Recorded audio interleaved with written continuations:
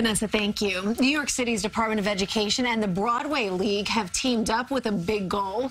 That is to give every New York City public high school student the chance to see a Broadway show before they graduate. The program is called Broadway Bridges. And here to talk to us about the program is Charlotte St. Martin, the president of the Broadway League. Welcome, Charlotte. Thank you. It's great to be here. Now, I love this. This is actually a new program, Broadway Bridges. Yes, we're in our second year. And tell us about it. It's high school. You want to get every 10th grader into a Broadway theater.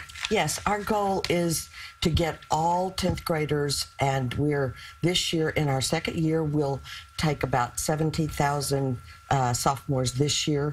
Next year we'll do 25,000, and so our goal is by the 5th year to get all 70,000. And how does a school get involved? Well, we work with the DOE, and they put us together with the person who handles it, and then we work with them to schedule the show that's the most appropriate.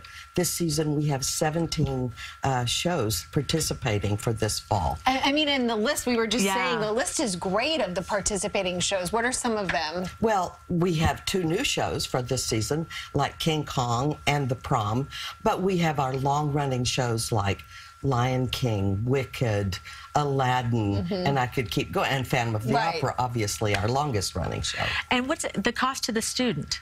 $10. Oh, that is amazing. And they get study guides, and they learn about careers on Broadway. They learn about the show itself. It's really the best way to introduce kids to the arts. And that's so, you were saying that's so important because the research that you've done on audiences to Broadway, a huge percentage of them got their start as a student seeing a show. Right. I mean, there's so much research about the impact of theater on kids. We know that when they are introduced early, they go on to college, they do better in school, they have more fulfilled lives. So we want to get as many kids into school, into our theaters as possible, because we know they'll have a more fulfilled life, and we'll see them in Broadway as they get older. I still remember my first, and it was a school program. Me too.